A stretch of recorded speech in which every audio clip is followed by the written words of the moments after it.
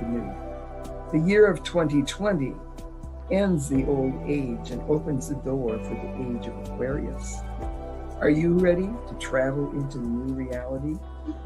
To expand your understanding of truth and fulfill your destiny? The new has arrived. Welcome 2021. And while we are in the process of ending the old, it truly is part of the beginning of the new as well.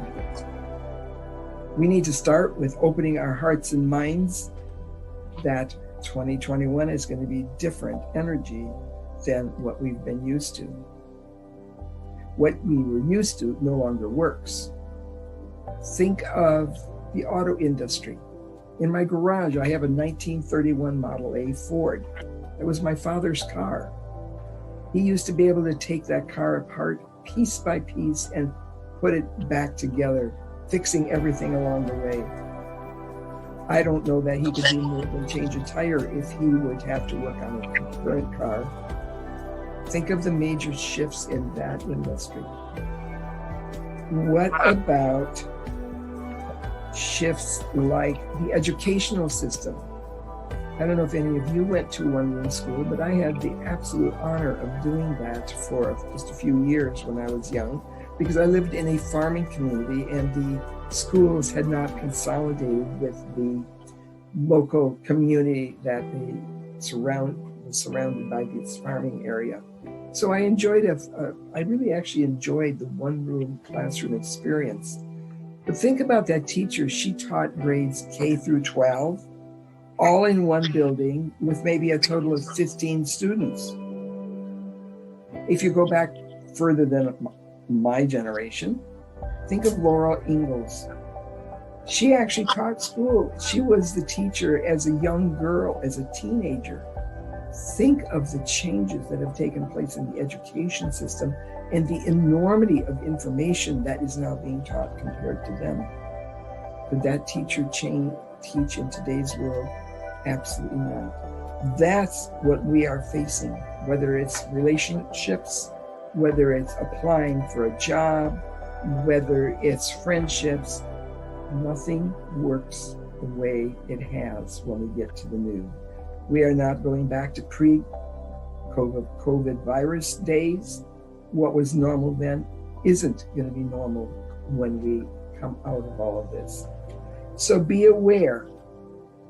Be really aware of what your thoughts are and what the feelings are in the pit of your stomach, because those are all nudges from the universe saying, what you're thinking of doing and the way you're thinking of doing it isn't going to work today like you think it should, even though it worked in the past for you.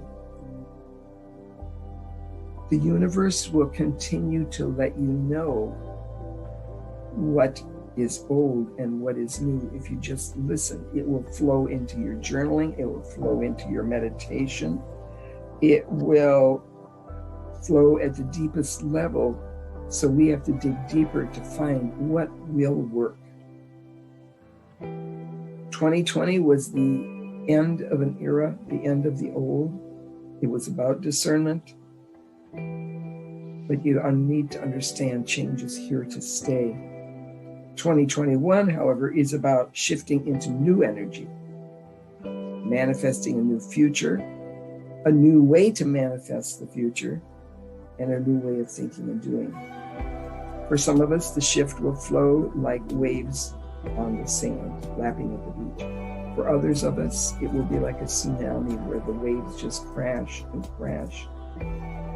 These astronomical shifts will really impact where we are and how we live our lives for the remainder of our lives. Massive energy shift dates you should be aware of. Laura's going to talk a lot about today's date and about the portal opening today. On December 14, we have a massive solar eclipse happening. And even though we aren't going to see it here, we will have the energy that shifts. We will feel that energy shift. And the energy shift of this particular solar eclipse is all about getting rid of the old and bringing in the new. What a coincidence. Here we're talking about endings and new beginnings, and this particular solar eclipse is all about ending what's in the past. Then comes the equinox on December 21, which you've heard all of us talk about a lot. The key factors there are Jupiter and Saturn are both at 0 degrees when they conjoin, which is the significance of what kicks off the age of Aquarius, because they're at 0, starting all over again. They are heading into the new 2,000-year shift of the age of Aquarius.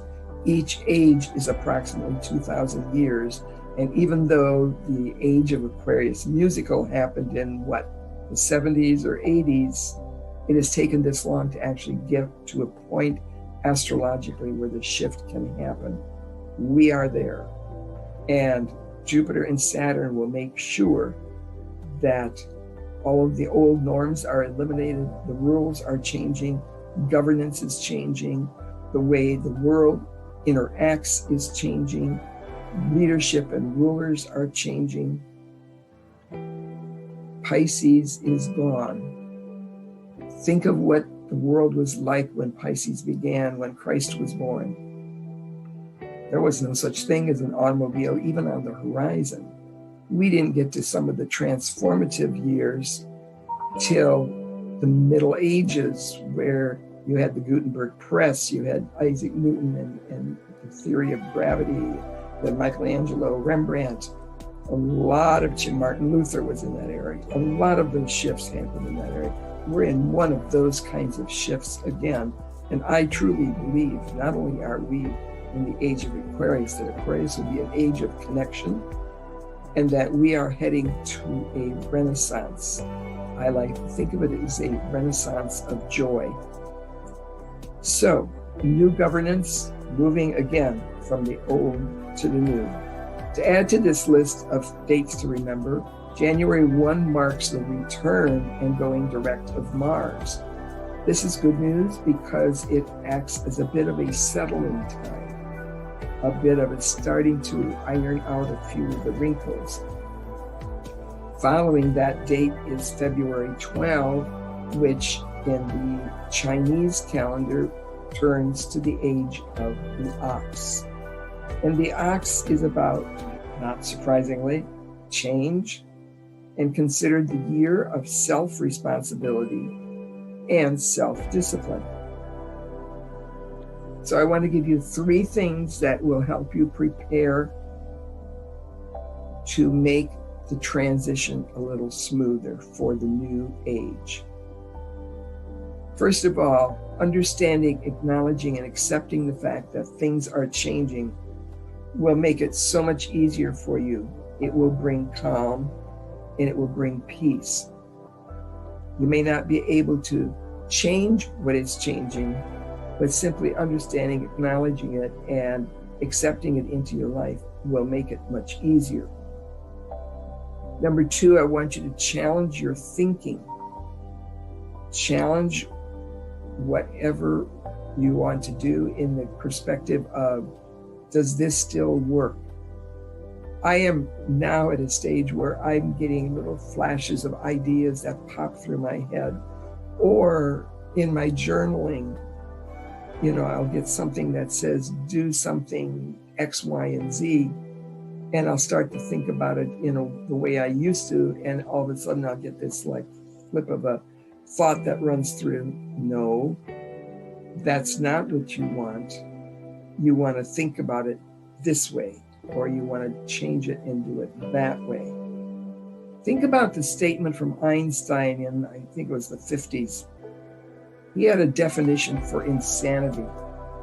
Insanity is doing the same thing over and over again, but expecting different results. We're going to be faced with that for a while, because we're going to do something, and because it worked before, now it's going to fall apart, and you're going to think, why? What happened? Why isn't this working? And the third thing I want you to do is create peace-filled space, a sanctuary, a security space where you can go at any moment's notice and find peace and calm, because there's going to be continuing chaos until this totally settles down. In fact, I was reading one astrologer's work the other day, and they seem to indicate, as well as the year of the ox indicates, that this will be a good financial year for many, because they're going to need to put aside their money for several unproductive years coming. So the changes are going to make some major shifts down the road. But if you have a space to go to where you're at total calm and peace, you will be able to handle these changes much better on a human level. This change needs to be more than an altar or a place you just go to meditate. I mean, I want you to really look at your space and determine, where do you absolutely feel the safest and most at peace in your home? Music helps, lighting candles help, but you've got to create whatever it takes to give you that comfort zone, because there will be times when you're just going to really want to and need to go there to help your spiritual journey grow and unfold, so you can thrive and not just survive in all the change that's occurring.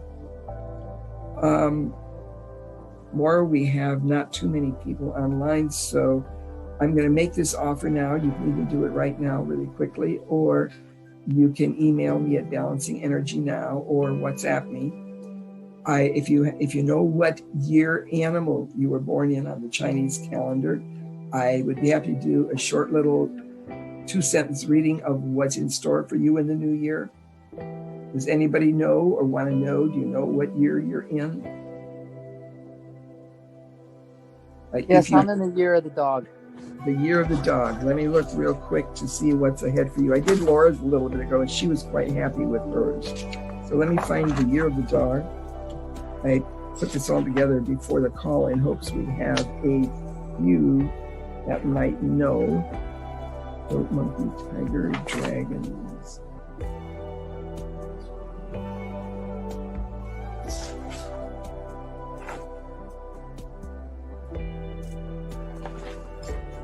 And would you believe the year of the dog isn't on this list? Tracy, can I send that information to you?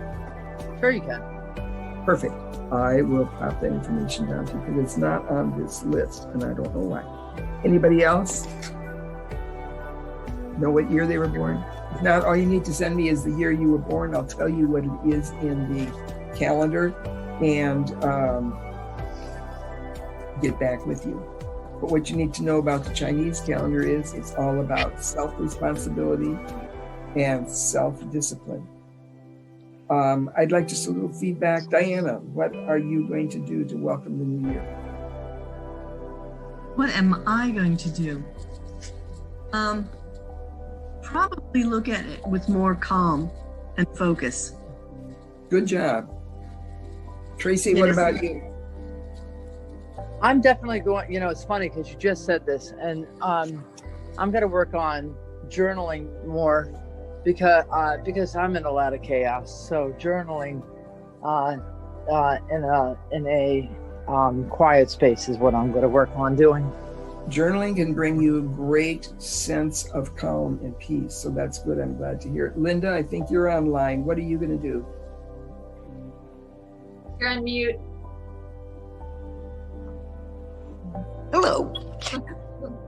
More sitting meditation and being very consciously grounded and working more with earth energy as it comes up through the body in a very conscious way, because I'm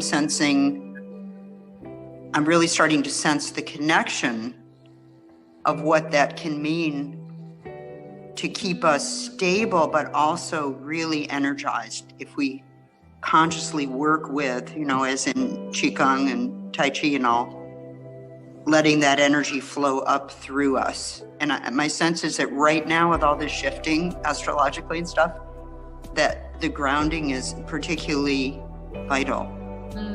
You're right on the mark. Tess, how about you?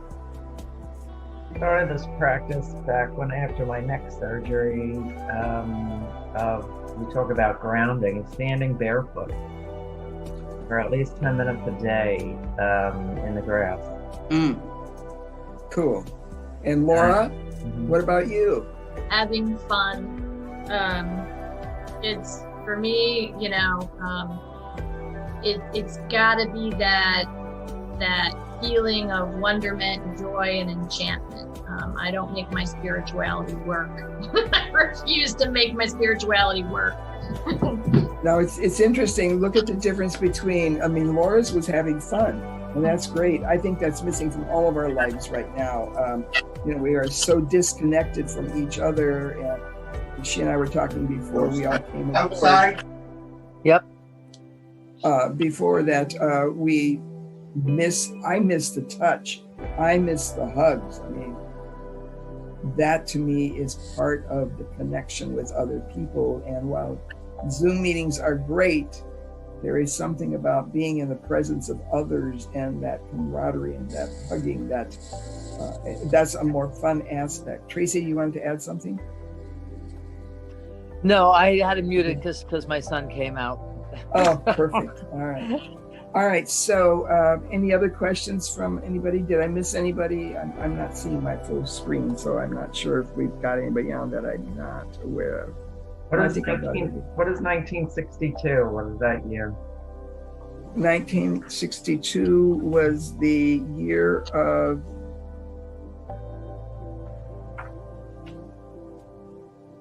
the tiger. Okay. And the tiger, tigers and rabbits both will experience financial independence or will discover new sources of income. For others, it goes on to say money could fall from the sky. So Year of the Tiger is has a very good reading in the Year of the Ox. Anybody else with the different years?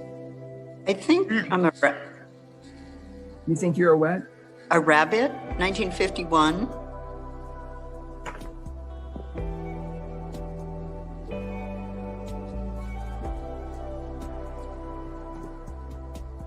Just so you know, these go in 12-year increments, so they're not, 51 is the rabbit, you're right. So your comment would be also the same as Tessa's. It's going to be a good year financially. And, I'm going to say abundance will follow. Lovely. It Can I does ask- go on to say tigers will also might encounter small illnesses, but they're going to be like colds and issues that can be taken care of quickly and not encounter any major health issues. Did I ask about the year of the monkey? The Year of the Monkey is my year also. And the Year of the Monkey is important because it will help you find answers to the most intimate and profound questions. You will succeed in finding balance and the best path. Your wishes will come true at the right moment, exactly when needed. And you will gain increasingly more self-confidence finding the best solutions. Wow.